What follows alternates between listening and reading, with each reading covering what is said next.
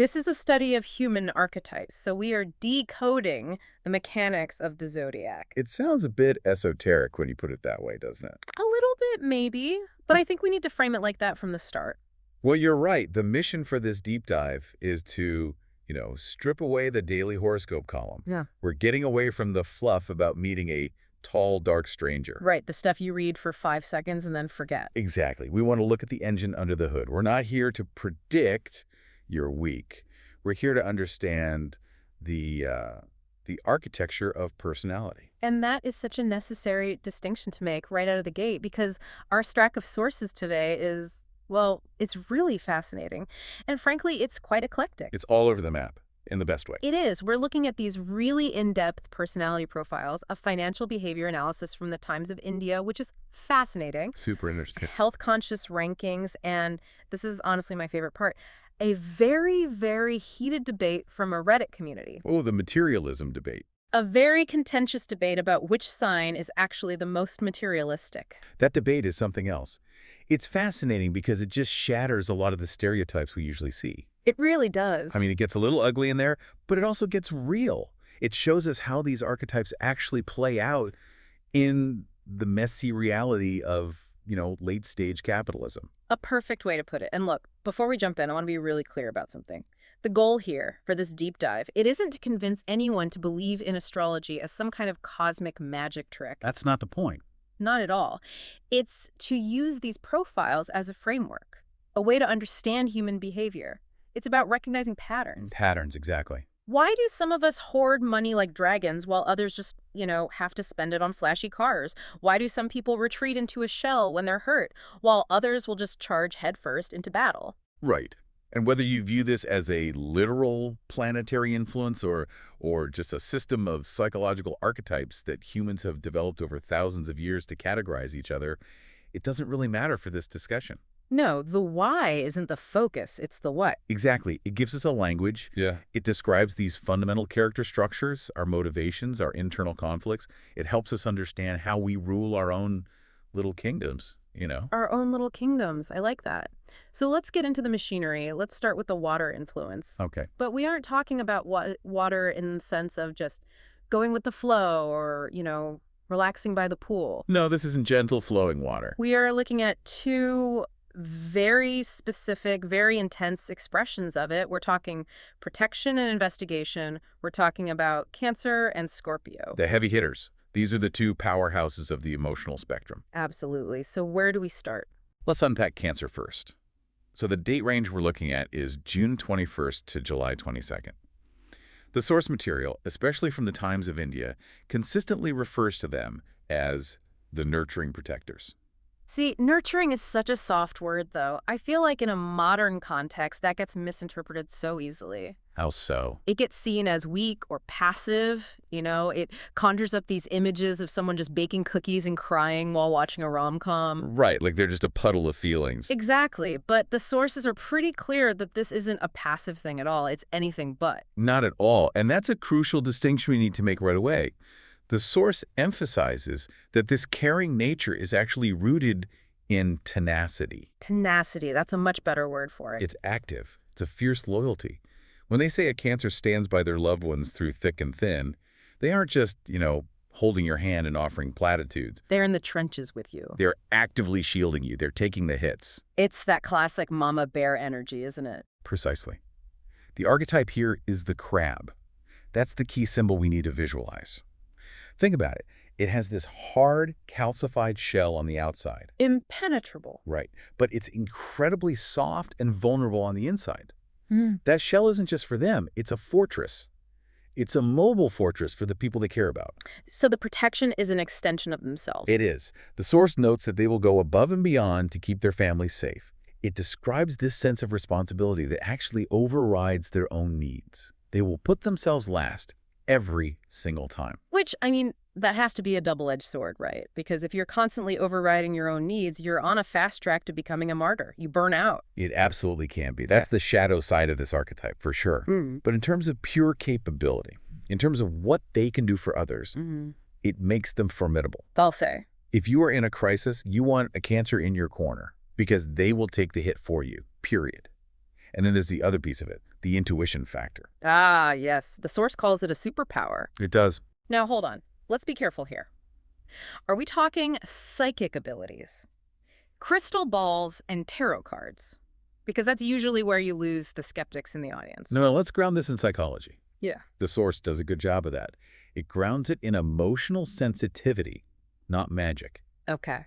It says they can sense when something is wrong long before it's obvious to anyone else. Think of it as having a high bandwidth sensitivity to emotional currents. So they're picking up on the micro signals. Exactly. The micro expressions, the subtle shifts in tone, the specific density of the atmosphere in a room when you walk in, they feel it. So they're reading the room before anyone else has even walked through the door. Essentially, you could almost describe it as hypervigilance, disguised as intuition. If you grew up in an environment where you needed to constantly read the emotional state of a parent or a partner to stay safe, You get really good at it. you develop this skill. It's a survival mechanism. Cancers just seem to have it factory installed. And they use that incredible sensitivity creatively, too. Oh, that's interesting. How so? The source mentions they have these vivid imaginations, and they use that creativity to bring beauty to others. It's not just art for art's sake. It's art for emotional connection. It's about creating a safe, beautiful space. The nest building instinct. The nest building instinct, perfectly put. Okay, so that's the nurturing protector, the shield. Now, let's shift gears. We're staying in the element of water. We are. But the temperature's changing. It's dropping. We're moving from Cancer to Scorpio.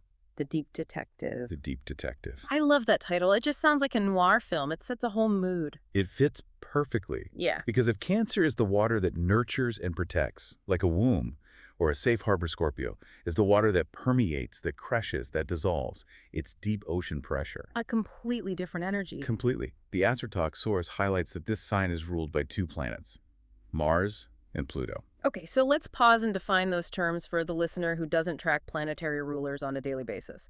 Mars is the planet of war, right? Aggression. Mars is drive, aggression, and war. It's the engine of action. And Pluto's the planet of transformation, the underworld, all the hidden things, and power dynamics. So you combine the god of war with the god of the underworld. And you get what the source calls an insatiable curiosity.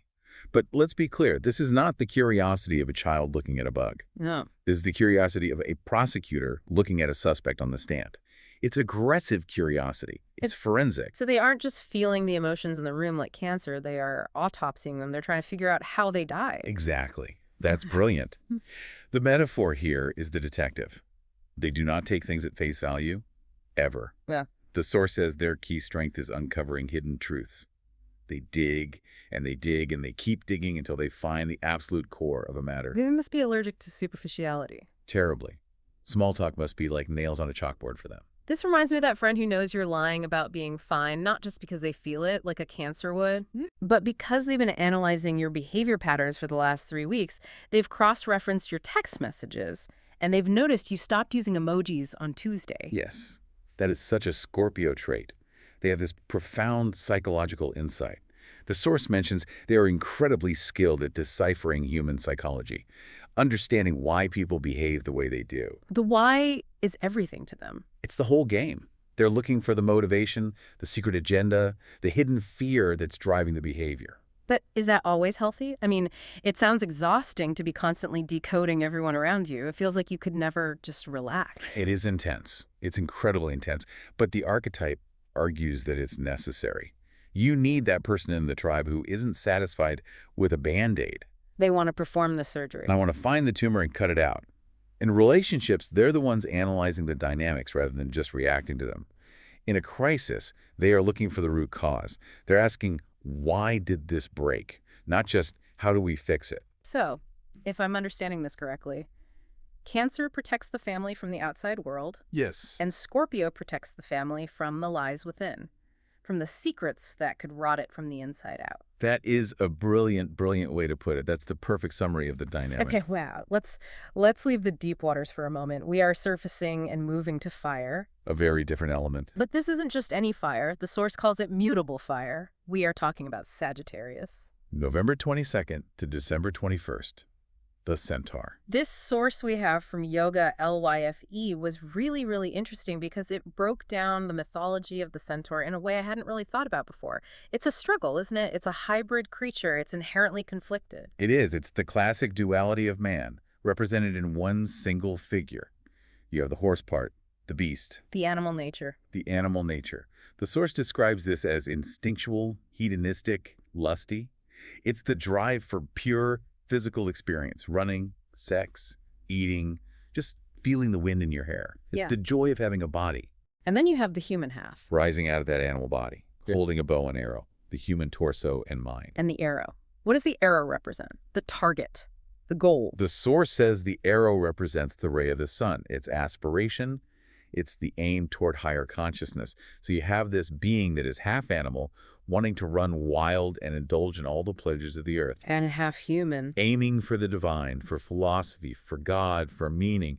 That tension defines the Sagittarius archetype.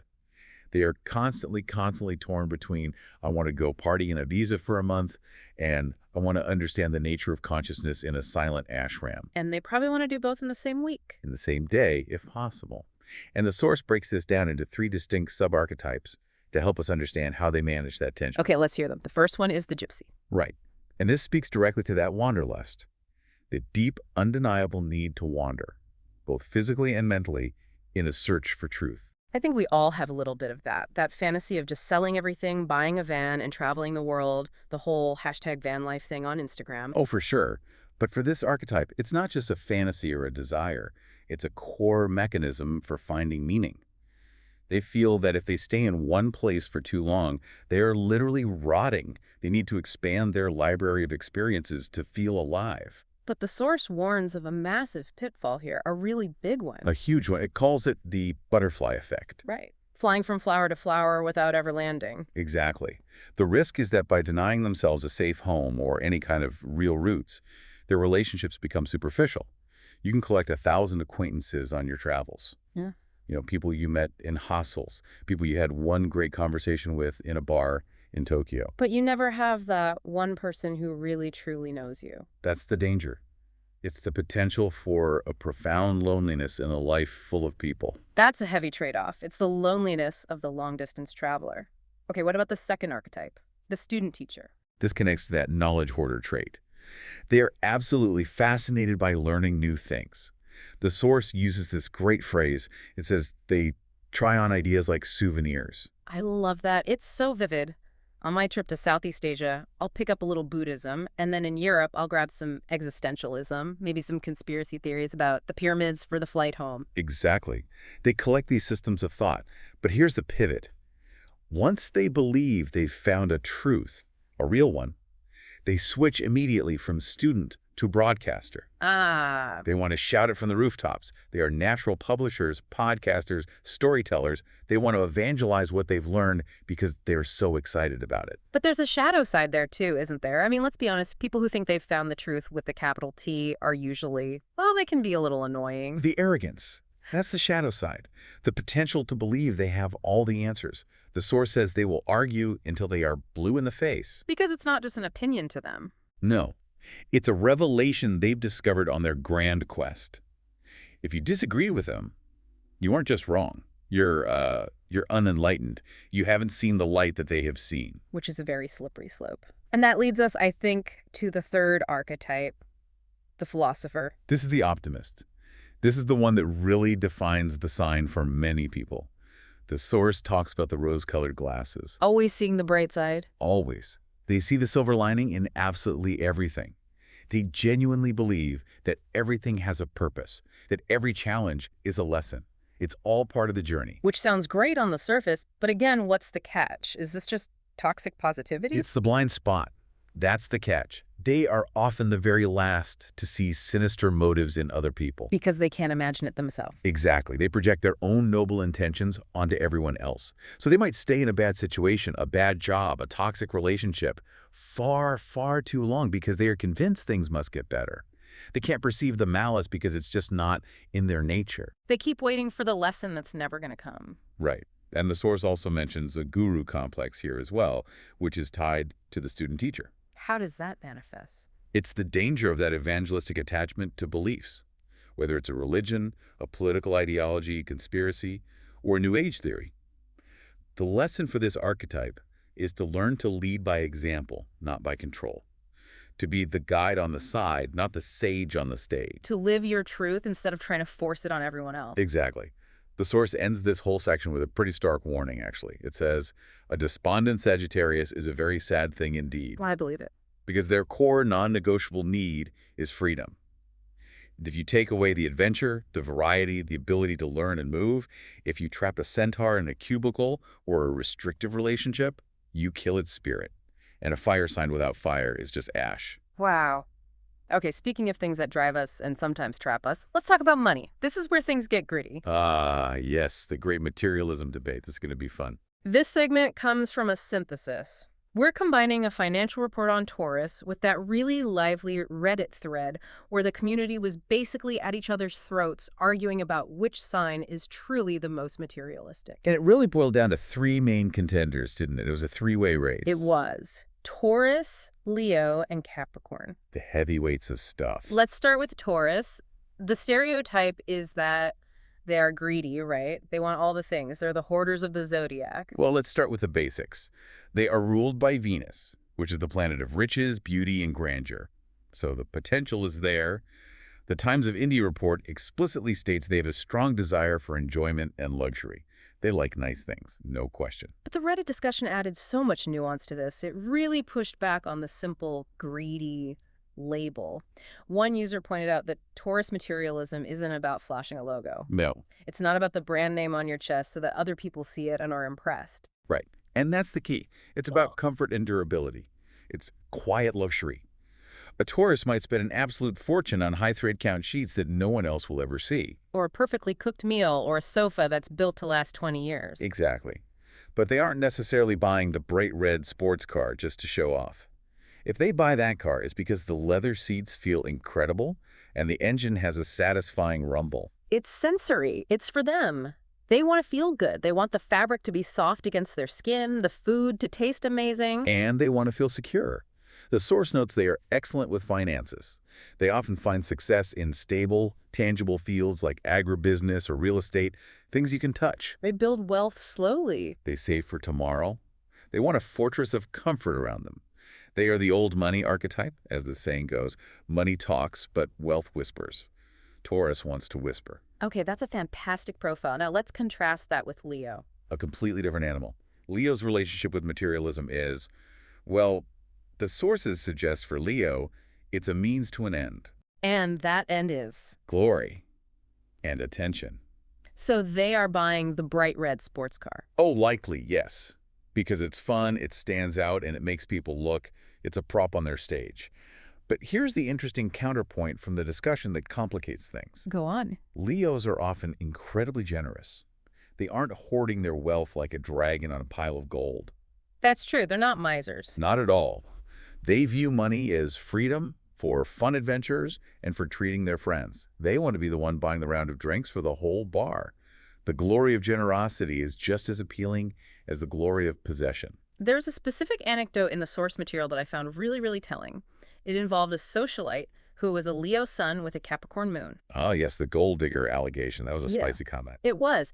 The user described this woman who made a career of marrying billionaires, men who were, by the user's account, objectively not attractive or brilliant or kind. The marriage was purely for the lifestyle. It paints this picture of using status as a stage. She needed the backdrop of the yacht and the private jet to perform her Leo play. The things weren't the point. The performance was the point. It does. But it also hints at that Capricorn influence you mentioned, which brings us to our third and final contender. Capricorn, the strategist, the CEO. If Taurus wants comfort and Leo wants glory, Capricorn wants something else. They want status and security. But above all, they want power. They want the tangible proof that they have successfully climbed the mountain. That's it. They want the corner office, the title, the portfolio that proves their worth. But there was a pretty damning accusation in the source about Capricorns being stingy. That was a rough anecdote to read. Really rough. A user described a Capricorn friend who had plenty of money, was wealthy by any standard. Millions. Right. But he refused to spend $60,000 on his own mother's cancer treatment. He said he'd send her to a free clinic instead because it was more practical. That is cold. I mean, that is exceptionally, chillingly cold. It makes you shudder. It appears cold. On the surface, it appears inhuman. But if we analyze the archetype impartially, which is our job here, even when it's uncomfortable, Right. We have to look at the motivation. the counterpoint is that Capricorns value capacity. Every single resource not spent is a resource that's available for the next enterprise or for the next economic winter. They want to look capable. They want to know they can survive any disaster. It's survivalism taken to a pathological, almost sociopathic extreme. Exactly. It's the lonely sea goat. The user described Capricorn as this creature climbing endlessly from the bottom of the ocean to the highest, coldest peak. The tragedy of that archetype is that they may never, ever feel they have enough. Whereas a Taurus, once they have their nice sheets and good food and secure home, can be content. And be perfectly content. Capricorn is always looking at the next peak to conquer. The climb is the point, not the comfort. The source also gave a little honorable mention to Libra in this whole debate. Yes, which is an interesting addition. The idea that Libras can be materialistic without the finances to support it, stretching themselves thin for aesthetics. They need things to be beautiful, to be harmonious, even if they can't actually afford it. It's the champagne taste on a beer budget archetype. Buying the designer purse but eating ramen for the next month to pay for it. Precisely. Yeah. Because for Libra, ruled by Venus just like Taurus, beauty isn't a luxury. It's a necessity for their mental health. An ugly environment is physically distressing to them. Okay, speaking of health, let's pivot from financial health to actual physical and mental health. We have a ranking here of the health and wellness archetypes. And this isn't just about who goes to the gym the most. No, it's about what healthy means to them conceptually. It's about how they view the body itself. A completely different lens. First up, Virgo, the detail-oriented enthusiast. This makes perfect sense. Virgo rules the digestive system and routines. For them, health is data. Spreadsheets. Spreadsheets, exactly. It's planning meals, tracking macros, organizing the pillbox by day and time. They view health through the lens of discipline and order. If their routine is off, they feel physically sick. They are the biohackers of the Zodiac. They have the Aura Ring and the continuous glucose monitor. 100%. They're trying to optimize the system. Okay, then we have Libra, the balanced advocate. For Libra, as we just touched on, health is harmony.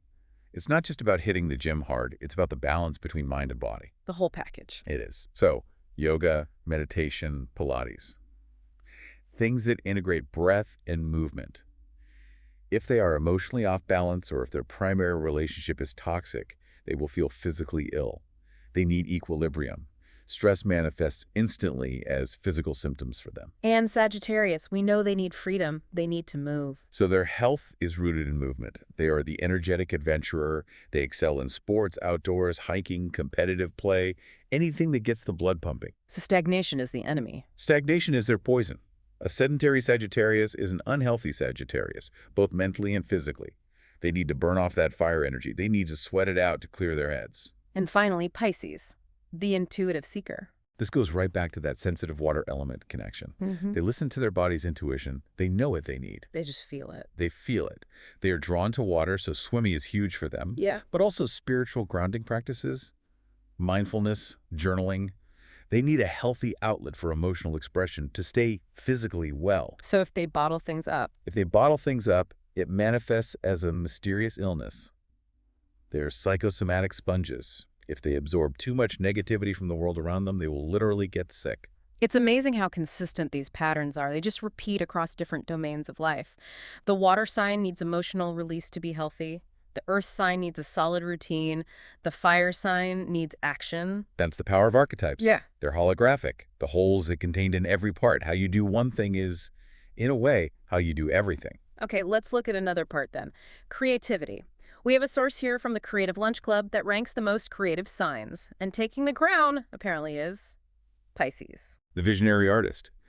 And honestly, the reasoning is very solid. They are ruled by Neptune, which is the planet of dreams, illusions, and the collective unconscious. So they're literally tapping into the subconscious dream world. That's the idea. They translate pure emotion and subconscious imagery into art. The source says their work isn't just an object, it's an experience. They're pulling things from the ether that other people can't see or feel yet. Think of the surrealists, like Salvador Dali, or think of Albert Einstein, who was a Pisces, visualizing relativity as a dream about riding on a beam of light. That's a great example. But they aren't the only ones on the list. We also have Aquarius, the innovator. A very different flavor of creativity. If Pisces is pulling from the past and the subconscious, Aquarius is pulling from the future. How so? They're ruled by Uranus, the planet of rebellion and sudden change. They think outside the box, way outside.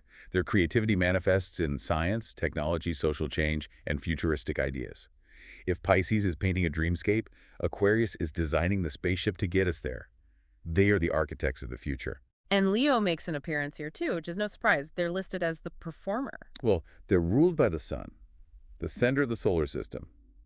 Creativity for them is pure self-expression. The self as the art project. Exactly. Acting, leadership, drama. They have a natural flair for the dramatic. They create moments. They turn their life into a movie, and they are the star. And Gemini, the communicator. Ruled by Mercury, the messenger. Their creativity is in their wit, their versatility, their writing. They can juggle multiple ideas at once and synthesize them in brilliant ways. They're the ones connecting the dots between disparate concepts that no one else saw were related. The great journalists, the screenwriters, the stand-up comic. All of them. They are masters of language and ideas. The source also suggested some collaborative pairs that I thought were really insightful, like Pisces and Cancer working together. That's a powerhouse.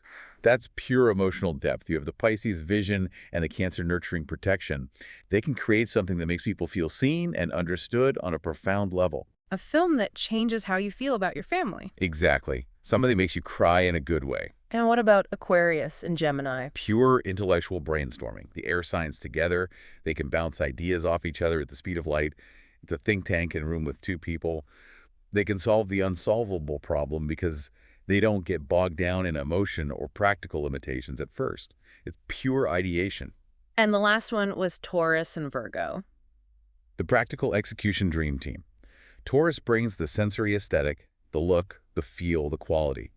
And Virgo ensures every single detail is perfect and the process is efficient.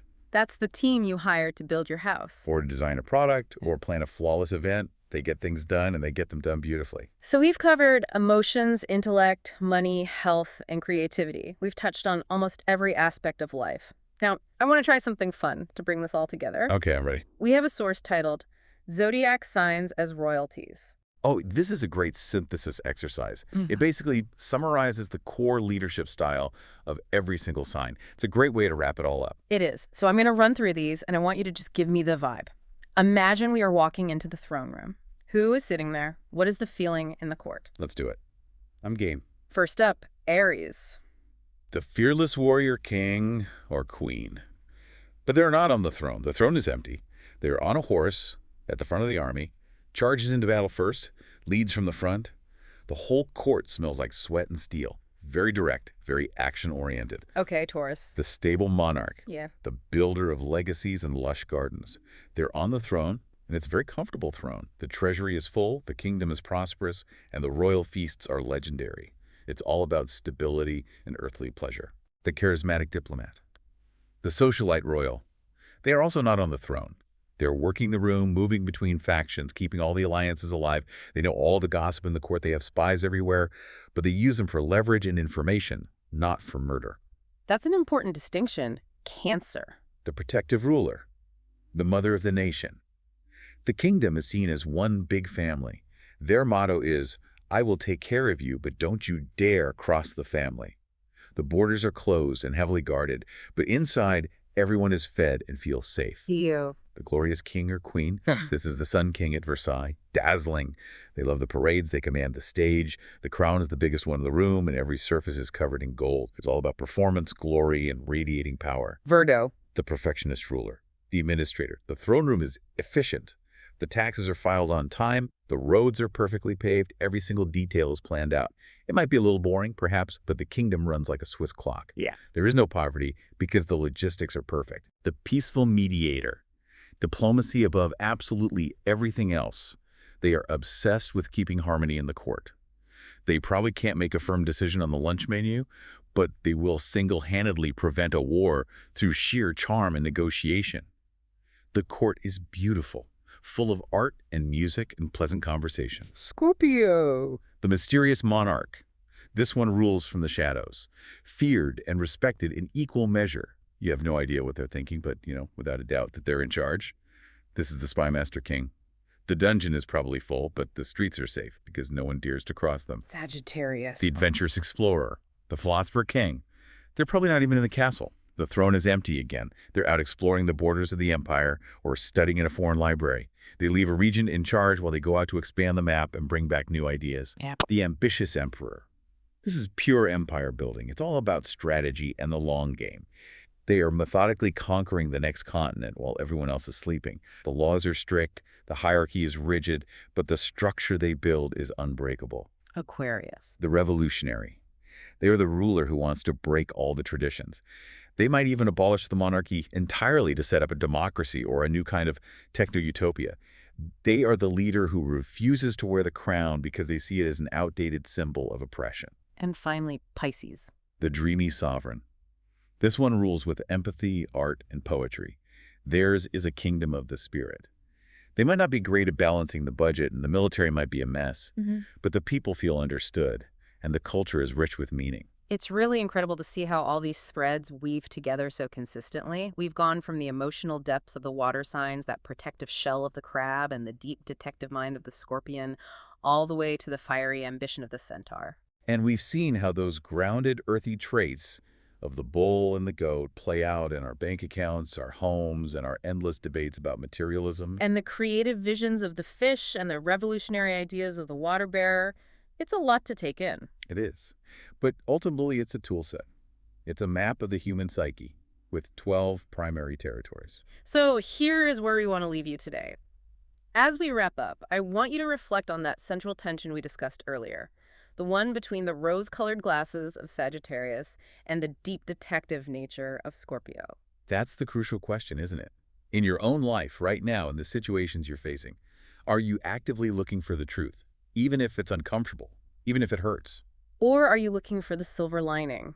Are you prioritizing optimism, even if it means ignoring a red flag? Are you choosing truth at the cost of comfort? Or comfort at the cost of truth? That's the archetype battle playing out inside all of us. Yeah. There's no right answer, but knowing which one you're choosing is powerful. And here is your mission for the week, if you choose to accept it. Observe these royal archetypes in your next work meeting or your next family gathering. Just look around the table. Spot the warrior, the one who wants to charge ahead. Spot the diplomat, the one trying to make sure everyone gets along. And definitely try to spot the shadow monarch, the Yeah. one ruling quietly from the corner. Always keep an eye on the shadow monarch. Thanks for listening to this deep dive. We'll see you next time.